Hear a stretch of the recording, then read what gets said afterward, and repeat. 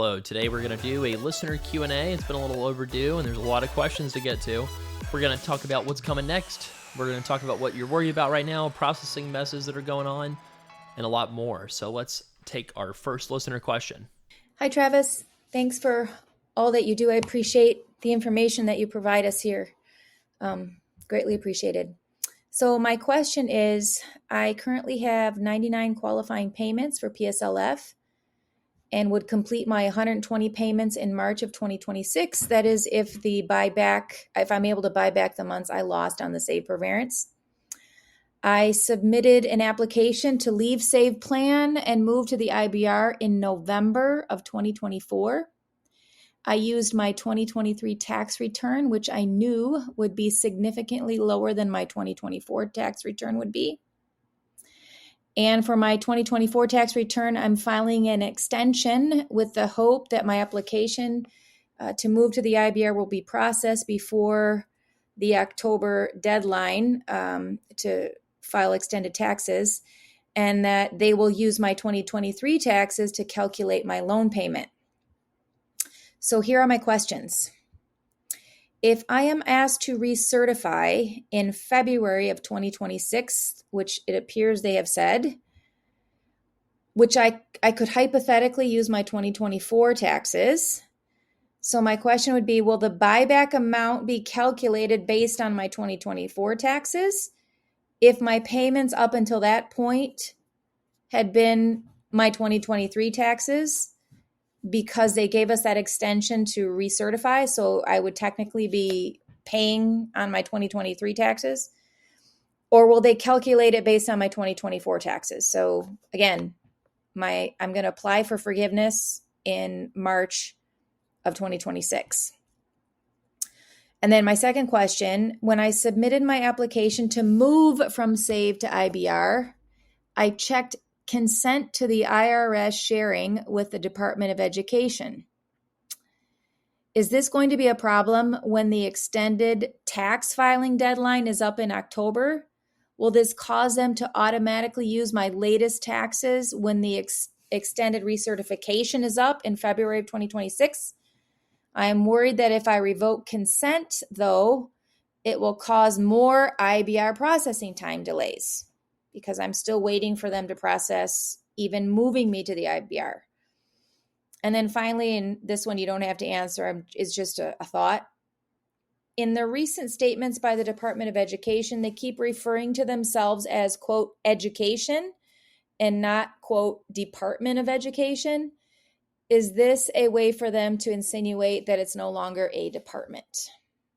A lot of great questions here. So in theory, PSLF buyback is supposed to be the lower of the payment on IBR that you had before or after the forbearance happened. So in theory, they're supposed to go give you the lower of the two payments pre or post forbearance. So in terms of processing time, like hopefully it's done by October. We only have maybe about 5 more months until the extension deadline for taxes, right? So if we think about that, I don't think this person can do anything in particular to speed it up. I don't think that revoking consent will really help or hurt, honestly. I think that, yes, it's absolutely a risk with having given consent that they will pull from the IRS automatically. And so I think that what I would probably do is maybe submit another IBR application. If the first one's not done, it doesn't tend to hurt to just go ahead and submit another one online. And just hope that it gets filed and done by mid-October. That's pretty much the only thing that I think you could potentially try to do. And so, like I said, with the revoking consent, I think that that's not going to help you to revoke consent. If anything, they might be like, huh? What? Why? I mean, I think that the processing thing is such a mess right now. I don't think it would hurt you either way, to be honest. I think they wouldn't even notice, but, probably better to not change anything at this point. I probably would just throw in another IBR application because why not? In terms of, referring to themselves as education instead of Department of Education, yeah, that's probably a naming thing, right? That they're probably trying to do intentionally to try to emphasize that they're not a department anymore. But a federal judge recently came out and said that that's illegal, that they have to be a department, that they have to reinstate all of the fired federal employees from Department of Education. That will certainly be appealed, though, to a more friendly jurisdiction. So we'll just have to keep monitoring that. But, there's a reason that out of the PSLF buyback and the IDR applications so far, a recent court-required disclosure found that only 3% of them, approximately in total, had been processed, which means that they would finally get through that backlog in 2 years from now, theoretically. So I have more thoughts about that. I think that they're dragging their feet intentionally to try to delay all the processing until they pass their Big Beautiful Bill Act. And once they do that, they'll be forced to move everybody onto the new plans anyway, so there won't be any point to processing any of those applications. I think that's their attitude. But we'll see. Let's take another question. Hey, Travis, I have a question that I think a lot of people out there are wondering. Ever since the IDR account adjustment was launched in January, and we all saw our trackers on the FSA website. So the good news is that a lot of us, myself included, see that we have only a handful of payments left until forgiveness. So that's fantastic. In my case, I have 6 left. The bad news is I don't think many people were really expecting to get that close. No one really knew how we were going to shake out in terms of the payment counts. And now what we're looking at is our forgiveness coming up on the tax bomb here at the end of 2025. So in my case, I will make my final payment in October. However, I don't have any expectation between my servicer and the gutted FSA office that my forgiveness will be processed in any sort of expedient amount of time. I think it probably will take months, and it would be gut-wrenching for them to process it in January or February right after the tax bomb. I mean, it would be a killer. And because I really wasn't prepared for it to happen this soon, I don't have the money saved up, and I'm sure a lot of people out there listening in a similar situation also are not prepared to pay the huge amount of tax they're going to have to pay. So my question is, if we can complete our payments within this calendar year, so again, using my example of October or really any other month, would it count as being forgiven this year, even if it's not processed until a later date? Could it be backdated to the point of the final payment? I've been looking everywhere online and just have not been able to find any information on this topic. And if you happen to have any insight, it would be enormously helpful. Thanks so much, Travis. Appreciate you.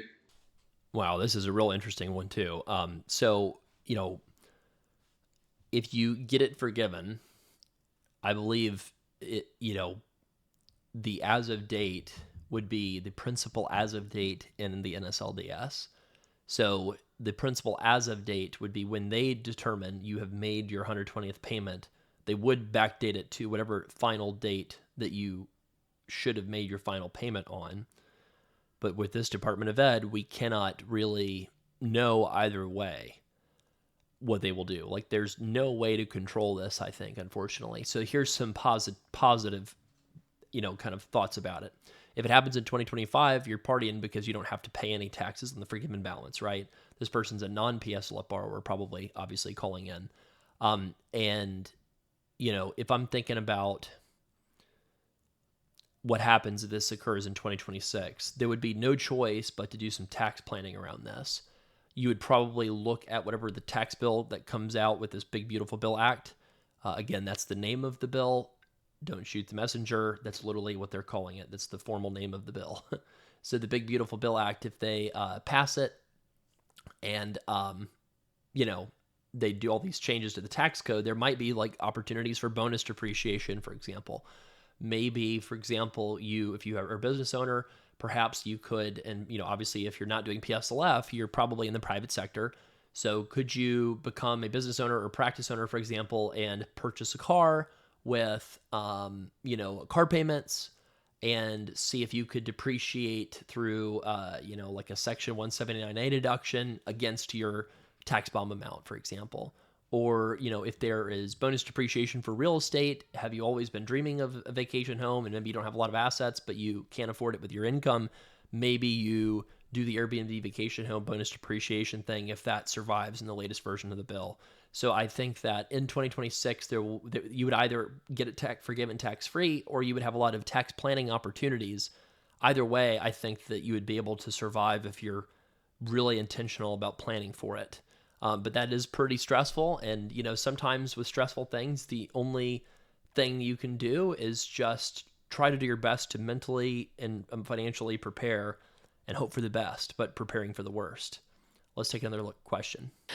Hi Travis, how you doing? I want to thank you for what you do. Love to follow your videos. Okay, I have a unique question here, based on what came out the other day out of the House, the GOP bill they're trying to put forward. So I'm a current MBA student. I have a year remaining. I'm set to finish in May of 2026. I was planning to go directly into law school the following fall. Now, I'm concerned because of them taking away the grad plus loans to help pay for that. Um, I know there's a grandfathered in statute that says if you're receiving current plus loans, you can continue to receive it for your program. How would that affect me in a situation where I'm taking grad plus loans for my MBA program and then going to transition into a law school program the following fall after that June 30th, 2026 date that was listed in that bill? Would I still be grandfathered in to get grad plus loans because I received them before and am still going to school? Or are they going to say, oh, no, you're starting a new program. You're not going to be able to, you're not eligible to receive them. Thank you for your help with this. So this would be super scary because the answer would be if you are not enrolled in the program as of July 1st, 2026, you are completely ineligible to borrow possibly anything. We have to double check up the bill text and we have to double check what the Senate version is going to be. But they said, the aggregate limit period is 150K, and including, prior, programs that you attended. So like there's a chance you wouldn't be able to qualify for any federal student loans. I have to triple check that in terms of what would be the impact if you already had a bunch of Grad Plus loans. But I know for sure that, even if you were eligible to borrow the 150 maximum, you would only be eligible for that and no more. And so if you're trying to go to a law school program that's, 40,000 a year times 3 times living, that's 120K plus living expenses of, 30. So that's 90 plus, 120. You'd have to borrow a significant amount of private loans to be able to attend in that case. So suddenly, all of these graduate programs that people are going to want to attend are going to become completely inaccessible. And you're going to have the choice of, going to like a very cheap state program or like a night school, law school, or something like that, because those will be the only options unless you're very wealthy or unless you decide to go to a school that gives you, a very large, scholarship discount or something like that based off of, having a good LSAT score or something like that. So, this is really difficult for people who are, going to be students in programs after July 2026. If this passes, it's going to cause a massive number of programs to close. Let's listen to another question. Hello, my name's Jake. I recently graduated from pharmacy school in May of 2024 and then started a PGY1 residency in June of last year. So my repayment was supposed to start in November, so I applied in October for an IDR plan. Of course, applied for the SAVE plan. It seemed like a good idea, but it is currently in review, and as we know, this may no longer be a thing. So my question is, can I apply for another IDR plan while this is in review?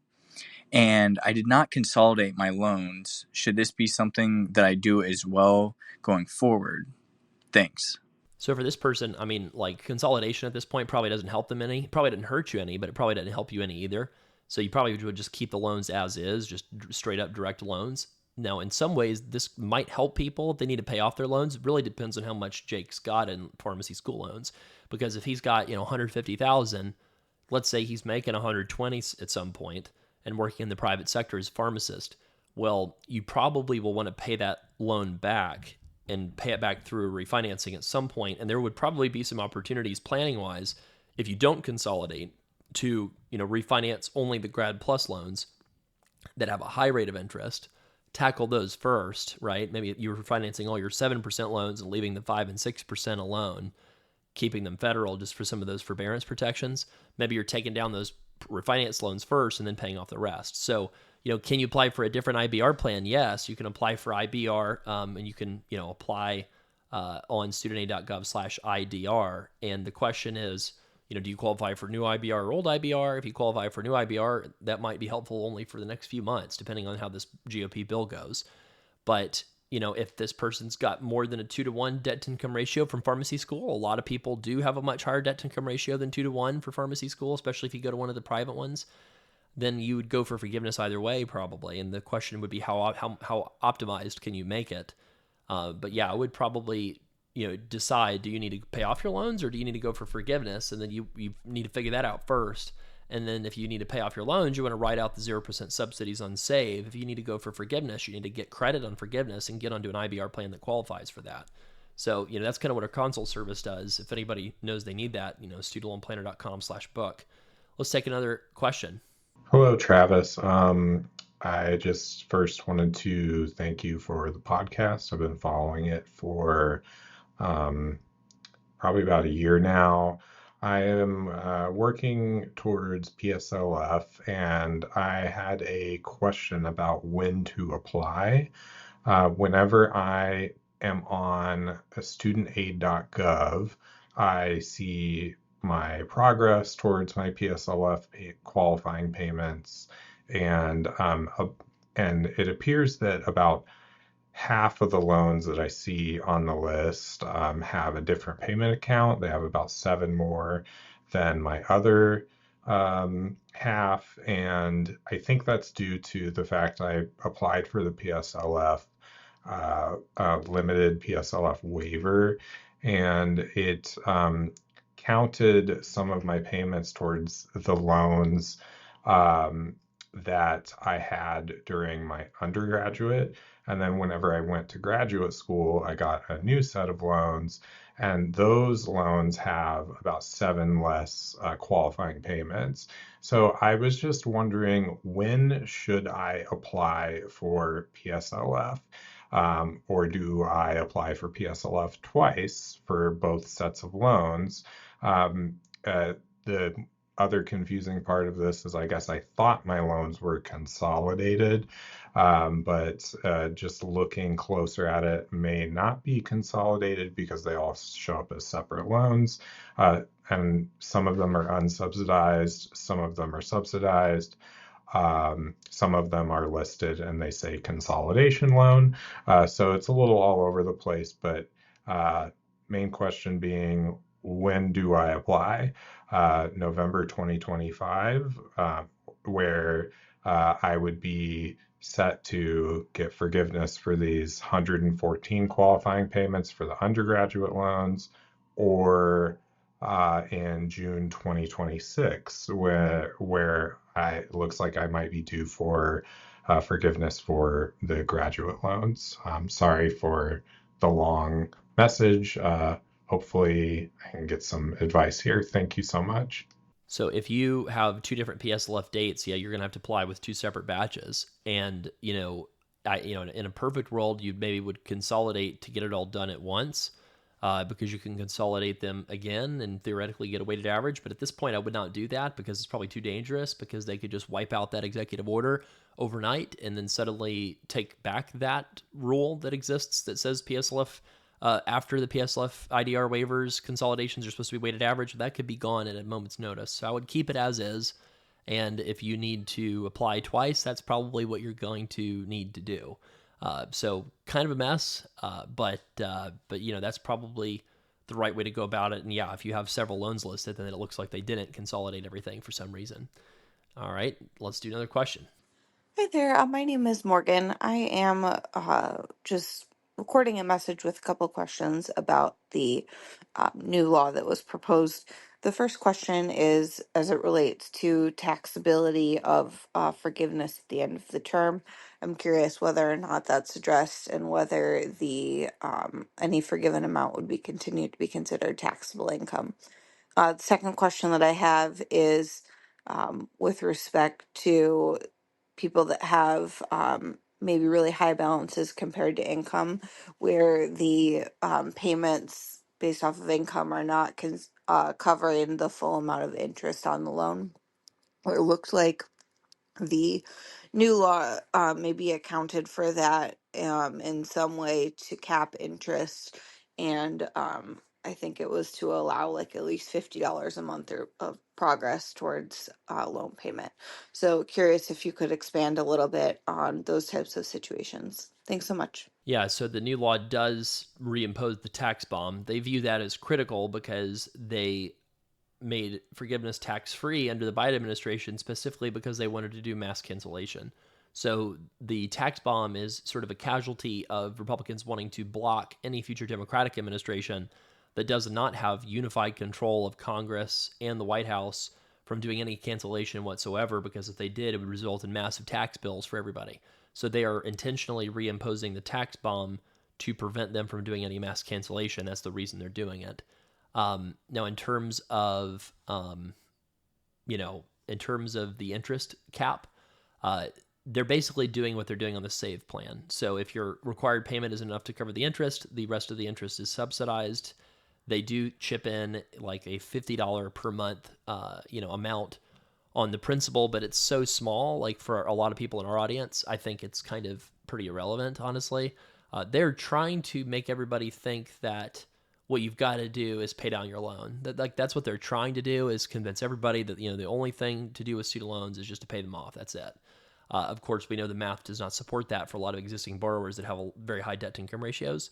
But that's what they're trying to do, is make it a little bit easier for people to pay down their balance and to actually see the balance go down, instead of having it spiral out of control and having it be 3 times as large.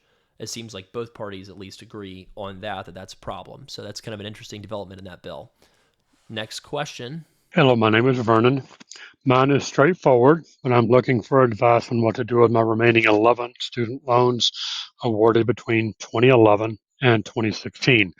24,000 subsidized, 45,000 unsubsidized, about 69,000.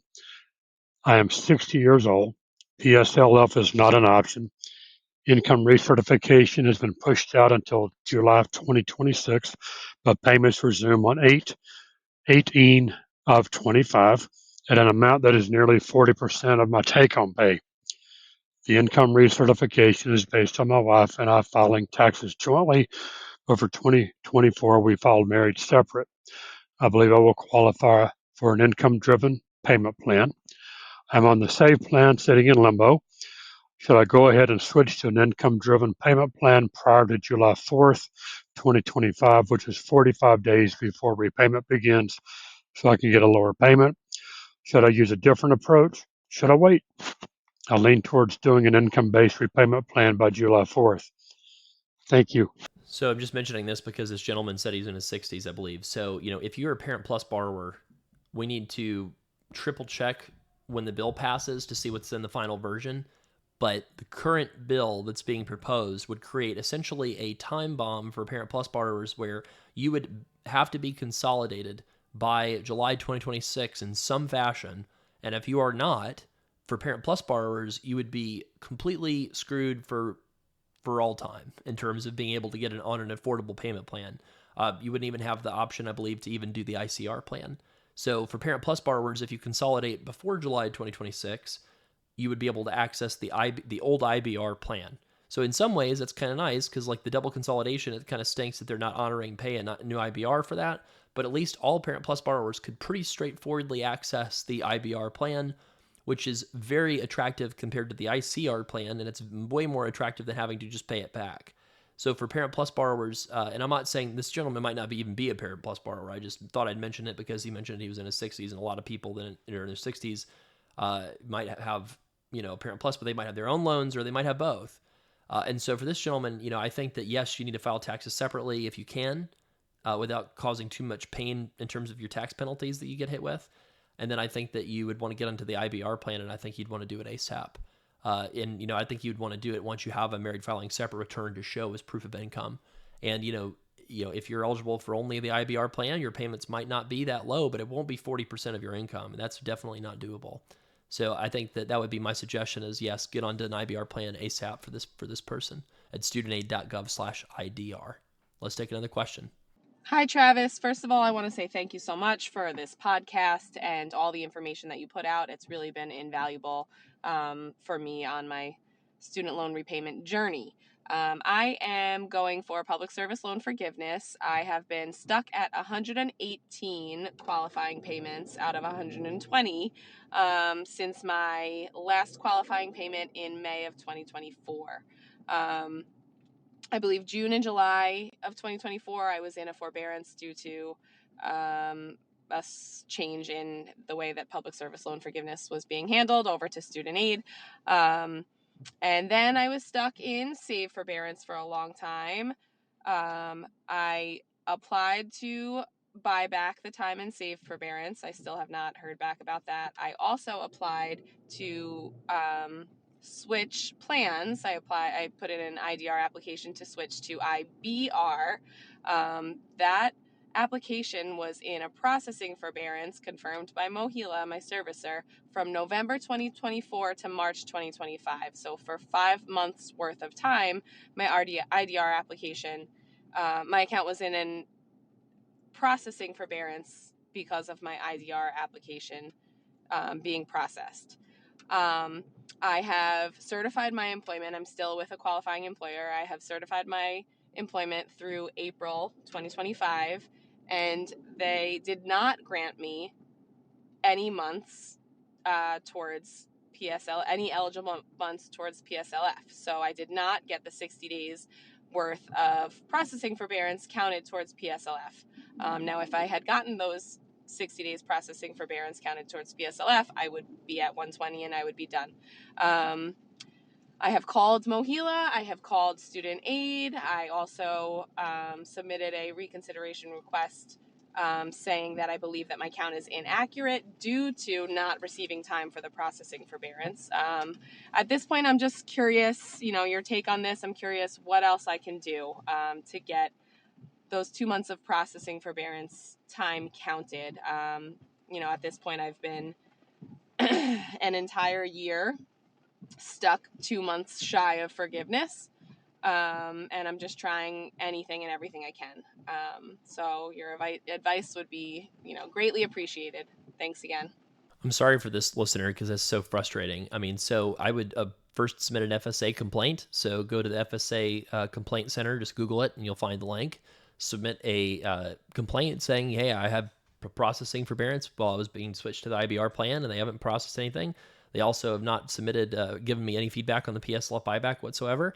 And I would wait 2 weeks. I would do that, and then I would go ahead and submit a constituent services request with your senator's office, whatever senator's the most senior senator or the one who's most worried about their reelection, you pick.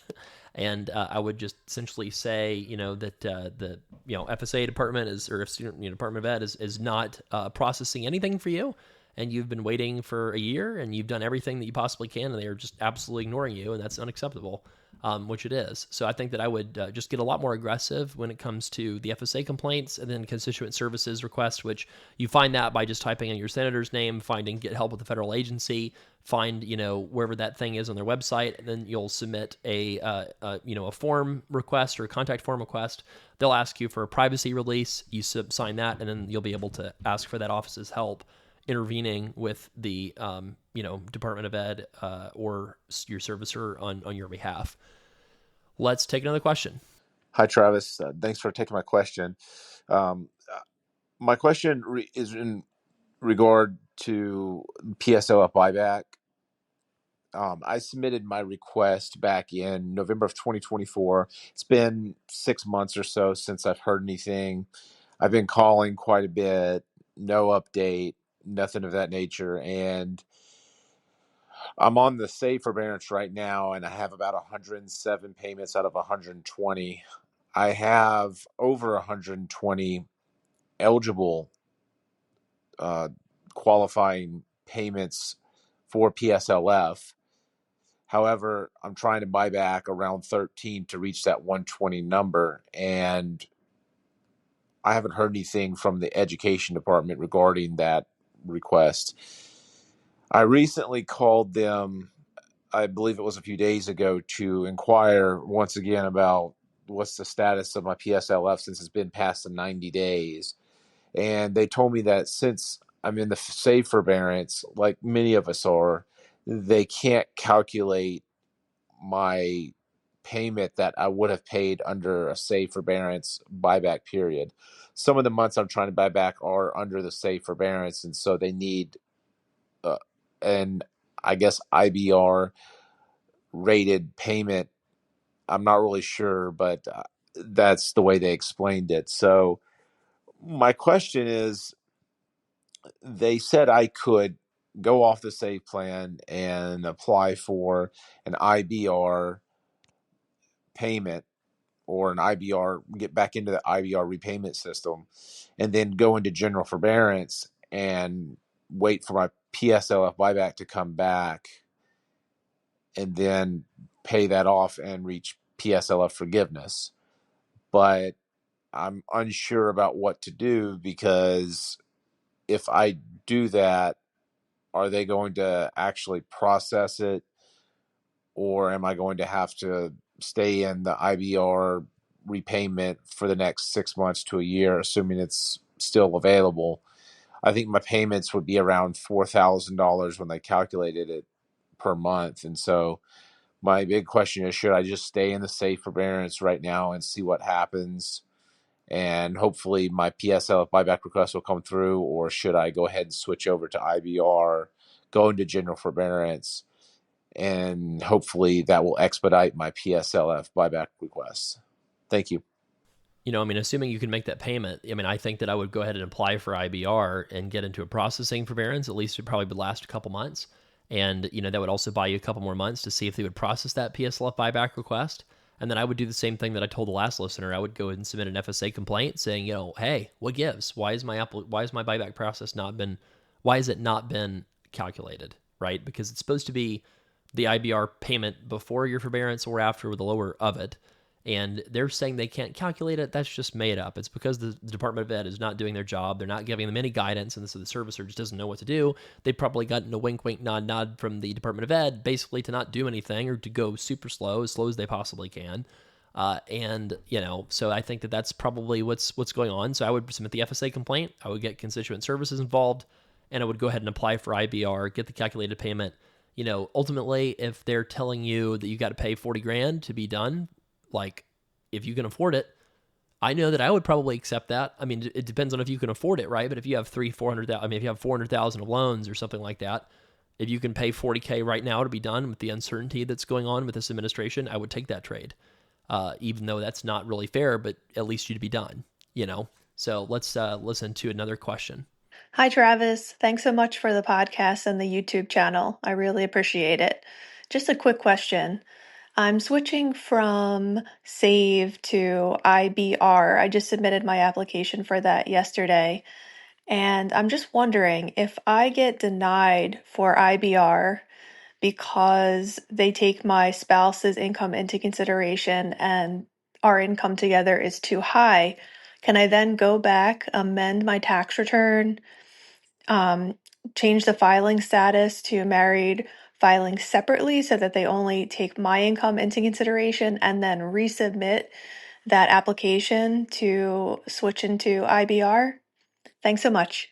The answer is you can go back and apply again, but the catch is that you cannot amend from joint to separate. You can only amend from separate to joint. So in this case, you would have to have a married filing separate return, which if you did file your 2024 joint, that means you'd have to wait until you have a 2025 tax return, which you probably would not be able to file until February. So, that would be the problem in this case. I would just, if you do have to make a really high payment and you don't want to make that high payment, then I would try to get into a forbearance or maybe a graduated extended plan, or whatever the lowest payment, including zero, is that you can get to not make those really high payments, so that you can go and make really low payments based on a married filing separate tax return instead. So let's take another question. Hello, I have a question about the future of student loan repayment calculations for Americans abroad. Right now, my monthly payment is based on my adjusted gross income, AGI, from my US tax return. I live and work in the UK and use tax strategies like the foreign earned income exclusion or the foreign tax credit to lower my AGI when I file my US taxes, which directly impacts my student loan payments. Do you foresee AGI continuing to be the basis for calculating monthly student loan payments for the foreseeable future, especially with all the changes in the government and all the bills that are being proposed? And is it still right is it still the right goal to try and get AGI as low as possible when filing taxes, or is there any real risk that the Department of Education, or wherever these loans might end up, might eventually switch to another method like using foreign gross income or some other measure for expats? Given my unique situation as a US citizen in the UK, is there anything else I should be considering or watching out for when planning my taxes and student loan repayment strategy?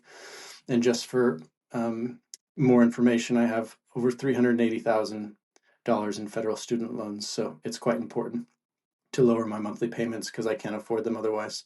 Thanks so much. Bye. I actually have one of our financial planning clients that I spoke with about this. And, one of the strategies that we have for her is to move abroad to a different country to take advantage of that foreign income exclusion, to try to get her income, her AGI, as low as possible so that she will have very low payments so that she can get forgiveness. And also, we're trying to find a place that's got the most similar weather to California in the Americas so that she can live in the same time zone, work remote, and afford a really, really nice house, but like for a fraction of the cost of California, and drastically lowering her student loan payments. So maybe some people listening to this podcast will be intrigued by that and be thinking about moving abroad after listening to this answer. But the great news is AGI will continue to be the method that student loan IDR payments are calculated on if the RAP plan passes. So AGI specifically is called out as the metric that matters in terms of calculating the 10% of income, and it's 30 years for RAP, it's 25 years for the old IBR plan. But yes, it will still continue to be AGI. The one positive that you can say for expats living abroad that have student loans is there are relatively few Americans living abroad compared to other countries.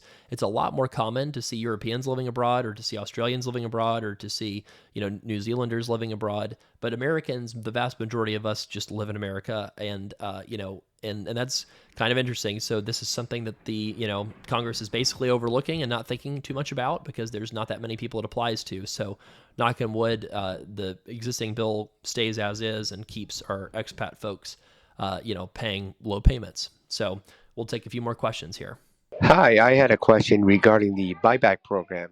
I will have an IDR payment of $1,055 a month, which for right now is not going to be able to fit my budget. The standard payment is $460 a month. When I do buyback for these ineligible months, will the buyback months be $1,055 a month, or the difference between the IDR and standard payment, which I will pay? Um, the difference will be roughly about $600. Thank you for all you do.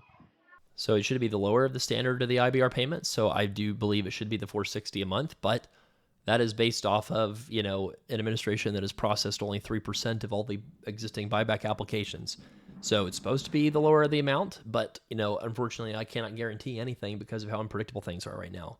But, if you cannot afford the 1,000 a month, that is a payment that would be based on your income. I would think through if there's anything in a worst case scenario you can do to prepare for having to pay that if you absolutely had to. Is there anything that you could cut back? Are there any flexible expenses? Are there any things that you could defer in terms of expenses? That kind of thing, because, you want to kind of put yourself into a situation where 1,000 a month would be doable in a worst case scenario. And if it's not, that's fine, but you'd want to at least probe a little bit into your finances to think through, is there any way that things could be temporarily cut back so that you could afford it in a worst case scenario? Because you wouldn't want to, for whatever reason, if they change the buyback rules with this bill, be stuck, not being able to get PSLF, even though you're kind of close. So let's take one last question. Hi, Travis.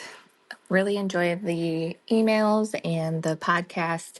I have a question about if I should recertify my income. I am currently on FMLA due to a major health issue.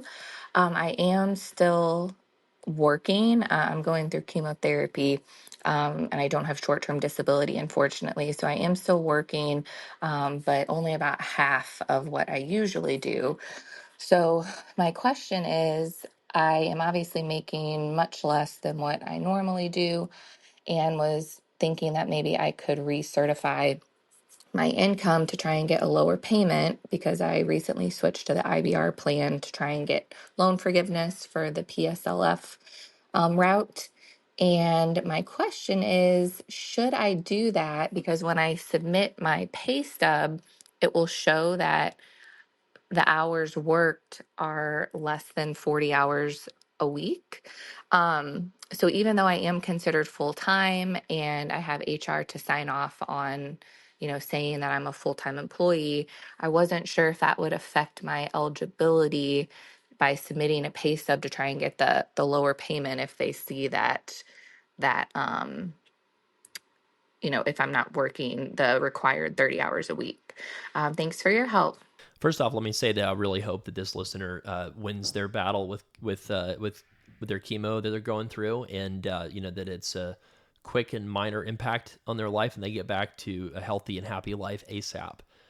That's just really frustrating to have to deal with something like student loans while you're also trying to fight for your life. It's just and I will say this: there is something that people don't know about. A lot of people don't know about called cancer treatment for deferment. Cancer treatment deferment actually counts for PSLF, but you have to apply for it, and that would give you $0 payments that would also count for PSLF. So to apply for that, you have to type out the cancer treatment deferment request form online. You can get it at the student aid website. So you would just, if you Google that cancer treatment deferment request form, if you Google that online, you should be able to get that and apply for that, and you should be able to get completely paused payments. You just have to have a physician sign off that you're going through the cancer treatment, and then you submit the completed form to your servicer, and you get $0 payments, which is better than resubmitting for a lower payment. That's zero instead of something. So hopefully that saves this person thousands of dollars, knowing that they can do that. And again, I hope that you take the extra money and the stress reduction from having no student loan payments and use that to take care of yourself, go to massage therapy sessions, therapy sessions, watching your favorite movie, hanging out with your family, whatever you need to do to keep your spirits high as you go through chemo and try to win that battle. I've had a lot of friends that have gone through things like that, and just really hope that this person has a great outcome. So thank you for all of your questions, listeners, for you listening. Thank you for listening to this. Having a lot of people, call in and record voicemails kind of reinforces why I do this every week and why I've done it for the years, because I really do enjoy helping you regardless of whether or not you can afford to pay us.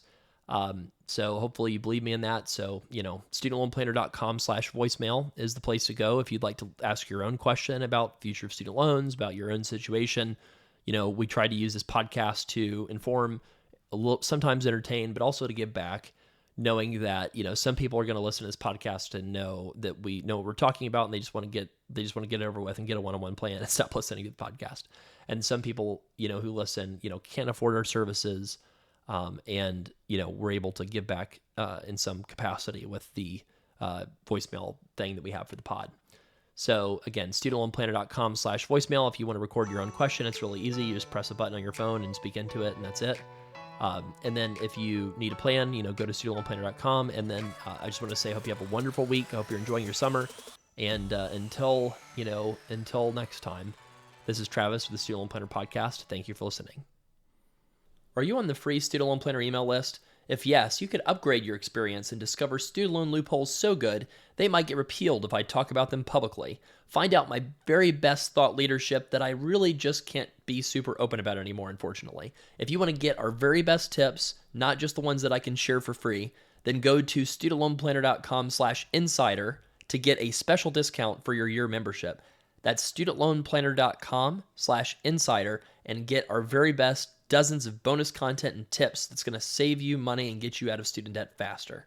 And if you're already an SLP insider, please reply back to those emails and let me know how I can make it even more valuable.